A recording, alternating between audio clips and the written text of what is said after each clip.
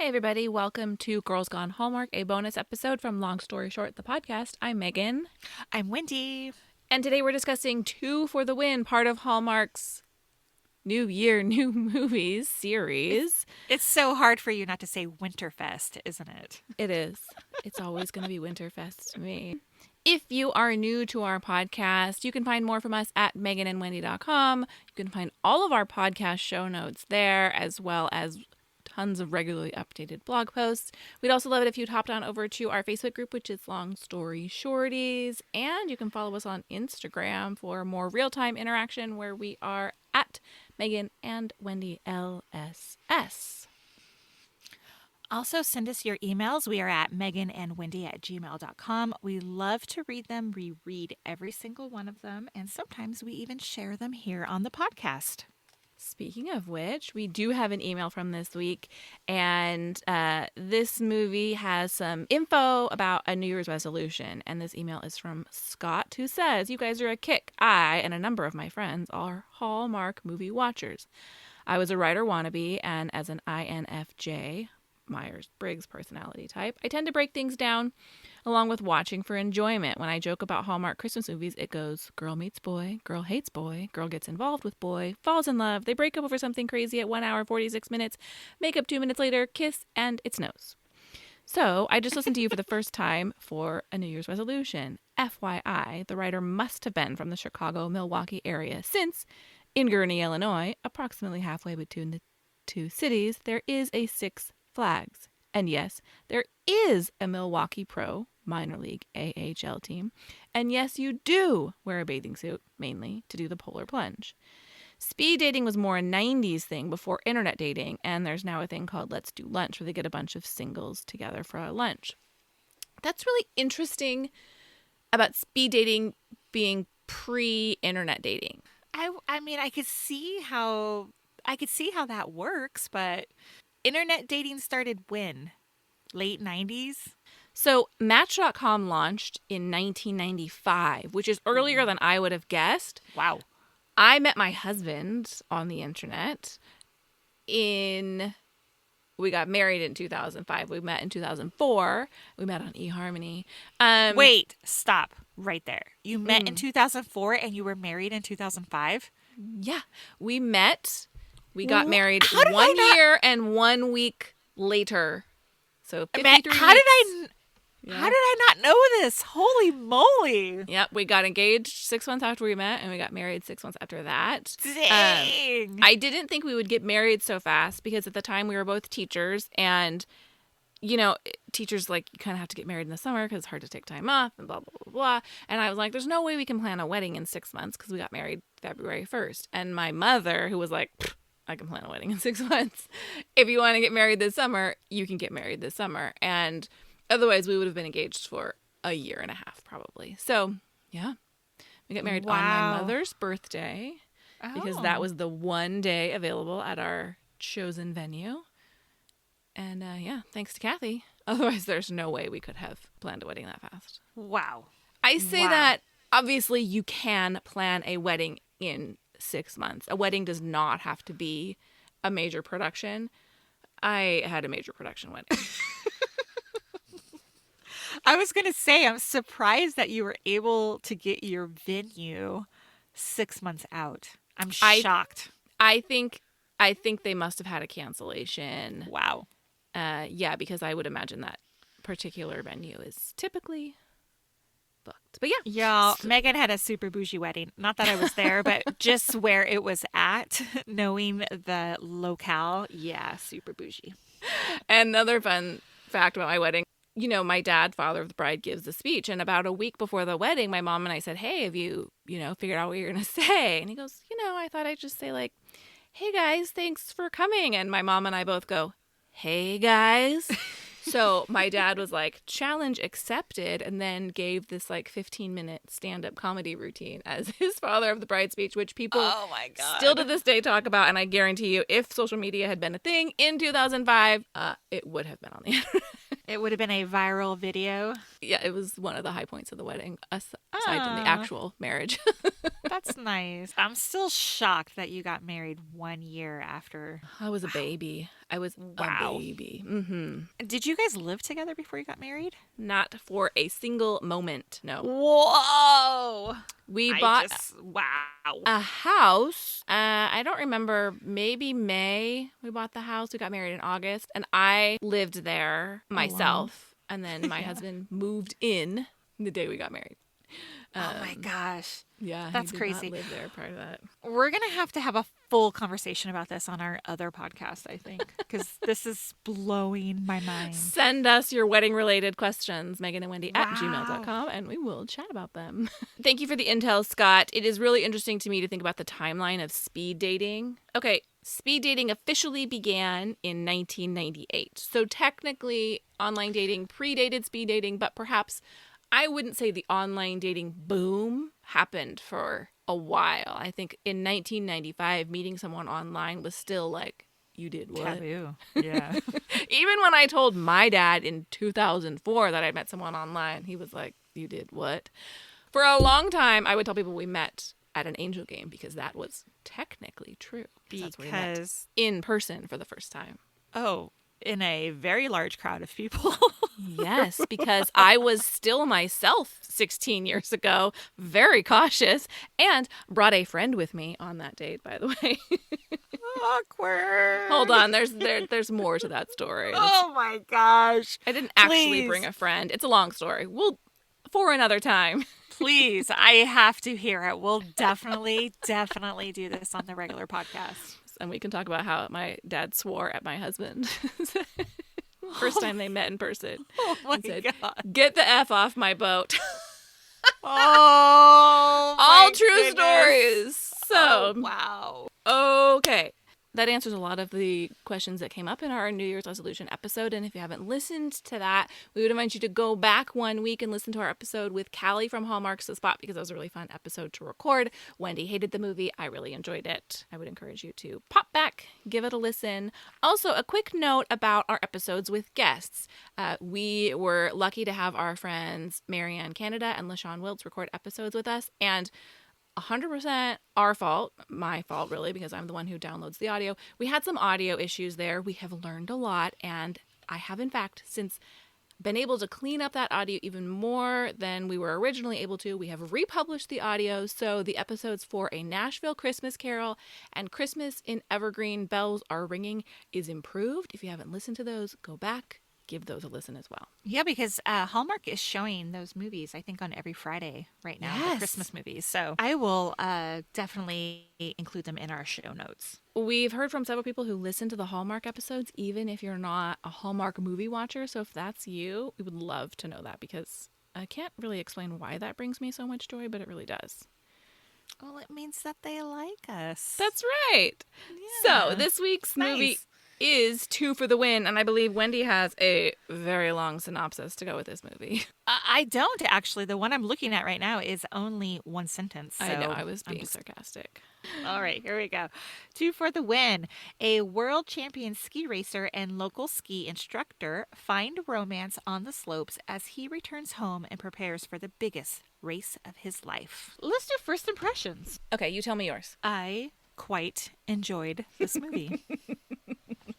I have a feeling the opposite is coming from you. No, not the opposite. I'm going to tell you my first impression without giving you an idea of how I felt about this movie. And my first impression of Okay. the movie was, this is perhaps the most rational Hallmark movie I have ever seen in terms of the behavior of the characters. They behave like adults. They have conversations about problems before the last 5 minutes of the movie. There's like actual conflict resolution happening in the movie. That was my overall impression, was that these people are adults. Whether that's a good thing or not, we will get to later. Okay. How about some news and notes for Two for the Win? So this movie was filmed on Mount Pakenham in southwest Ottawa, Ontario, Canada. And you know I love a movie where there is actual winter weather and snow. No soapy snow. I love it. Yeah, it was filmed during November 2020, so they did have to quarantine. I checked out Trevor Donovan's Instagram, and he was quarantining for 14 days prior to the movie. So Speaking of Trevor Donovan's Instagram, did you happen to note one of his former jobs? Girl, I shared it on our Instagram. As a former Abercrombie and Fitch model. Yes. So we do have a Girls Gone Hallmark Instagram. That is basically just to share content from this podcast here. Anyway, I did share his Abercrombie and I don't know Fitch how I photo. apologize that I missed that. I have actually put It's okay. screen time limits on my phone at the urging of my 13-year-old, and I have been sticking to them. He also did all of his own skiing in this movie.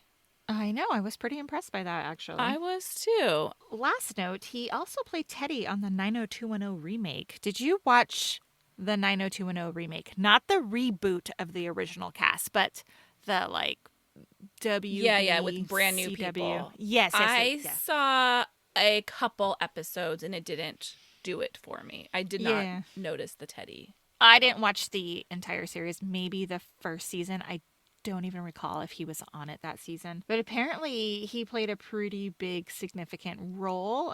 He played a gay teenager who had come out. So, yeah. Well, Charlotte Sullivan, who plays Kayla in this movie, she has like a long history as an actress. She's in a lot of cop shows, but notably, her first on-screen role was as an extra in a Liza Minnelli music video. Liza Minnelli. Yeah, it just tickled me to read Oh. that. All right, let's transition to what we liked about the movie. Okay. Do you want to go first? I have a very long list, to be honest. Oh, good. I have several things. Let's just go back and forth. One shot I loved was of Justin going up the magic carpet. I thought that shot was hilarious. Okay.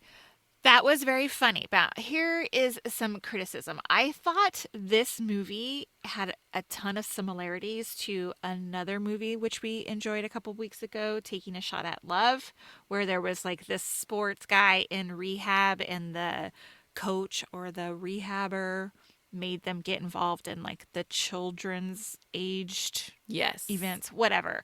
So I thought that was interesting, but I thought that was cute that he was going up the bunny hill. I liked that both actors had like the same energy level. I thought they were very playful and fun. They made it feel like they had a long history together. So I like that very much, especially coming off of last week's movie where I thought that the casting between the two main actors was so polar opposite. Really enjoyed Charlotte Sullivan in this role. I haven't seen her in anything else. I apologize, but I thought she was fun and funny and sarcastic, and I really enjoyed the two of them together. I like their chemistry as well. I disagree about your assessment about last week's characters' chemistry, but we'll just leave that alone. One line that I liked was when they were doing yoga and he was like, "What is happening?" She's like, "It's Bikram, it's sweaty yoga." And he goes, "Seems really unsanitary." And I'm with you on that. I don't voluntarily sweat, and so I would have had the same feelings. That's funny that you say that. So I listened to another podcast that that reviews Hallmark movies, and they mentioned that scene in particular, and they were like, "Why did they call it sweaty yoga? Isn't it typically called hot yoga?" Yes, I noticed that as well. I don't know the answer to why they did that. I don't either. Okay, so I really enjoyed all of Kayla's dadisms. You know, those my dad used to say. There was like 3 or 4 of them throughout the movie. Did you catch any of those? Not that I could repeat back, but I did Oh, me notice them. Yeah. I thought it was kind of nice because, you know, her dad had passed on. So it was just nice that he was, you know, that he had such an impression on her. So Yes. I liked it. I liked that part of it. Yeah, I liked the parallels between Kayla and Justin and their dads, and they were both kind of upholding their legacies. I liked Justin's friend Wyatt. I don't have So anything did else to I. say about that except that I enjoyed him as a supporting character in the movie. I liked him too. And I thought it was real cute, like how he was so enamored by Kayla's sister and how he wanted to go out with her so badly. I just enjoyed it. I enjoyed that little subplot. Yes, and I also enjoyed at the end when Justin's like considering going back out on the road and he's like, "Come with me." And he was like, "Dude, I have a girlfriend now. Like, Yeah. I'm not going to leave to go chase this dream with you." I like how Justin and his dad healed their relationship. Yes. I thought that was very mature. It was kind of interesting to watch from the parent perspective, you know, being hard on your kid because you just want them to be their best and win and whatever. So that was quite striking, I thought, but I liked that the dad had a relationship with Kayla, and Kayla basically told him, like, cut that out. You need to be more supportive. And so I enjoyed that they, like, came around to each other. Yeah, and I thought that was really realistic. Like, this is how the dad knew to relate to his son, right? Like, he had been a professional skier, he had this experience, and so this was how he was finding a common connection. And I don't think he realized the way the son felt with it. Felt like criticism, where the dad was trying to find, common ground to connect with him on. I enjoyed the line dancing part of Yes, the movie. me too. And I also enjoy when he's like, line dancing is just walking to music. I don't know why I enjoy the line dancing, and it's probably because we're in our like 84 month of a pandemic. Made me want to go line dancing, something I typically wouldn't want to do. Have you ever So been? I was like at a wedding, not like at a Okay. cowboy bar or anything, but Cowboy bar, yeah. well, there in SoCal in Orange County there used to be a bar called the Cowboy Boogie. I don't know if it still exists anymore, but they would have. Yeah, I've been there. Oh, okay. And then it just transitioned to the boogie after a while. Oh. But it was like line dancing every single night, wasn't it? Like at the height of like 90s Yeah, when that was a country thing. music. Can we make it a thing again? I know you have a pair of boots and you would put them on and we would go together. I do have a pair of boots. Okay, so the last thing that I really liked, and you had talked about it earlier, is that it looked like both actors could actually ski. Yes. I know that we said that Sullivan has a history of being a skier. I thought that Charlotte Sullivan looked like a natural on skis as well. So I enjoyed that very much. Okay, how about some roadblocks? Okay, so you had mentioned that this was a pretty even-keeled movie. Is that what you called it? What did you call it? Yeah, rational, but even-keeled works. Rational.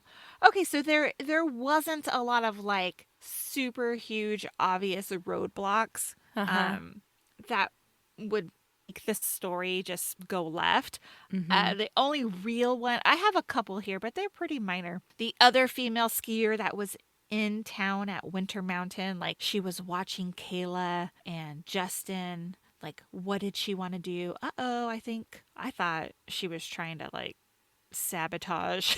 This is where my mind goes. I thought she was trying to sabotage his race, but it wasn't. It wasn't that well, way. and then, she tries to take Kayla away unsuccessfully. Right. So Kayla gets a job offer. Justin wants to maybe retire and stay working at the lodge. Like there was a lot of like baby uh-ohs, I think. Yes. Another baby uh-oh is that Justin can't stop insulting Kayla's job when she first begins coaching him, and she calls him on it, and he stops, and okay. Oh, that's so funny. I didn't even really... Yeah, he kind of pushed back a little bit, I guess. Well, he was basically saying, like, you could have been great. And she was like, I think I am great. Your definition of greatness and mine are different. And, the fact that I'm coaching 12-year-olds doesn't make me any less fabulous. Okay, so here is what I have a little problem with this movie. I'm confused about the age of a ski coach because at one point she was Justin's coach before he went off to become like this gold medal winner, right? Mm-hmm. So he would have been like a teenager. So was she a teenage ski coach? Yeah, that's a good point. That doesn't necessarily stand up to too much scrutiny. I think it would have been better if she was also a ski racer and then decided to stay at the lodge and just take over the family business or whatever. I kind of liked that she was never a competitive skier because I didn't want her to have to take a back seat to him. I liked that she was great at her job and he was great at his, and it was never like she couldn't make it as a professional skier, so she had to coach. There wasn't that like if you can't do, teach storyline. I actually kind of liked that part of it, even if the timeline doesn't add up. Okay, what did you wish for in this movie? Okay, so I don't have much that I wished for. Okay. I only wished... Okay, here's a little backstory. My husband and I have been watching the Rocky movie trilogy We've watched the Karate Kid trilogy. And in these movies, there is always a music montage of them, like, getting ready for the race. That's what I wish this movie had. I would have loved that. I wished for a little more excitement. So going back to these characters being rational, they solve all their problems, even our roadblocks, our baby roadblocks.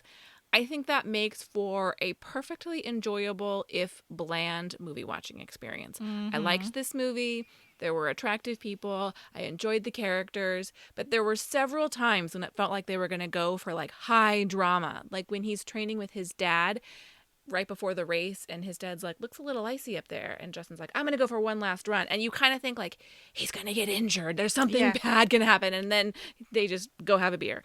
And not that I wanted him to get injured, but there was no drama. And we complain about sometimes the manufactured drama in these movies, but I would have liked perhaps a little more. It was almost bizarre to me how they have this moment, Justin and Kayla discuss that they have feelings for each other and they're falling for each other. And she goes, but I'm going to take this job, so peace. And that's it. And then, of course, she comes back. I guess that is perhaps a little more real, right? Like they talk it out and she's going to choose her job, which I love. But again, watching real life isn't necessarily the most exciting thing. I hear you. Okay, so I think that's what I liked about it. I liked that she was like, telling her sister, hey, this is what I want to pursue. I really kind of want to do this. And then Justin kind of like lets her down when he says, that he's considering retiring.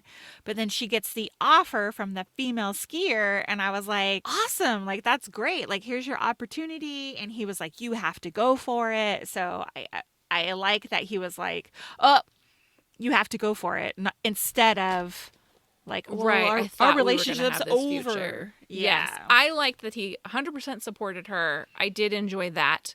I liked them. I liked their decisions. I would like these people in real life. I, was cheering for them to get together because this wasn't a situation where we have resolution in the last 10 seconds. You knew that these people had a mutual respect for each other. So I did like that. I just was kind of like, okay, but I keep waiting for something to happen and nothing really happens.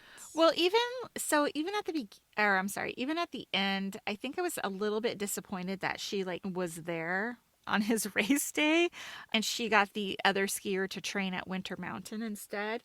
I would have preferred if she would have went to Zurich or wherever, and then he left his plans to go meet her. Yes. I think that would have been better. Because still, in the end, I mean, she still wins by now she gets to coach coach professionally. But she's still staying with the guy. Why did she send her to a competition without her coach? That didn't make a lot of sense to me. And I think you can just say like, hey, I'm going to have my home base be Winter Mountain, but I'm going to travel with I don't know what you call someone you coach. With my skiers. With my skiers, yeah. I also don't know that he needed to win his final race. Oh, okay. Let me tell you, I was super invested in that. I had full body chills when we were showing him racing down the mountain.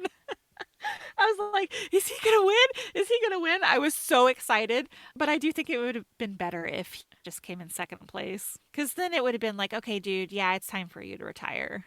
It is time for our favorite segment of the show. And I'm sorry to say I don't have a lot to say here, but that is the Did You See That section where we discuss questions and plot holes and things we just need to talk about. Do you have anything here? I have a few things. Let's talk about the title of this movie. It's called Two for the Win. What does that have to do with anything?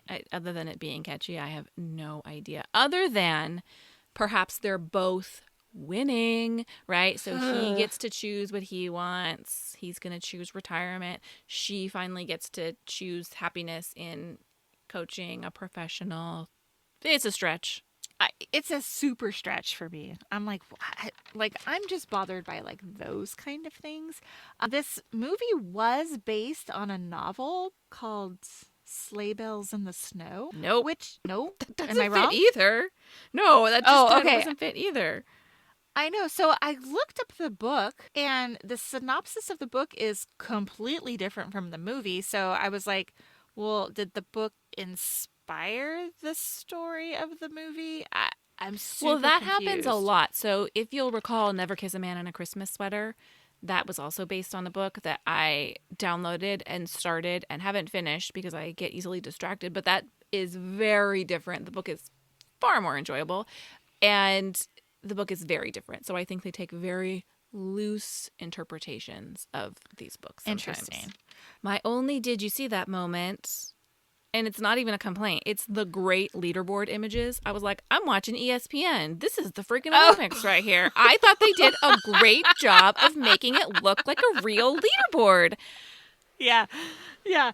Well, so I wonder, they actually filmed it right on that mountain. So I wondered if that was like actually there already. And they're like, oh, let's just use this No, I leaderboard. mean the digital one that they pop up on screen to show everyone's position. I didn't even see a physical Oh, one. I'm talking I, about like the digital overlay that they put on the screen to show you where everyone's standings are. oh, like the ticker thing at the bottom or whatever. No, Yeah, but you're then just they talking do about like like an the overlay and graphics. the graphics, yes, and it showed like, right before he skied, they showed who was in first place and Oh, what it would I take. I don't really remember that. That's so funny. That is so I funny. They showed it twice because they showed it before he skied and then they showed it after he skied, showing him in first place. And I thought that doesn't look hokey.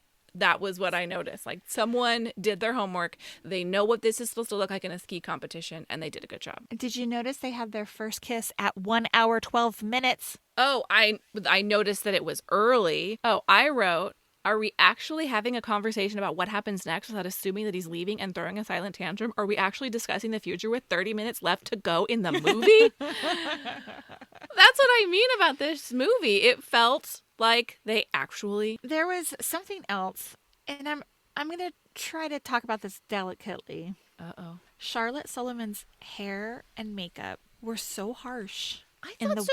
white snow.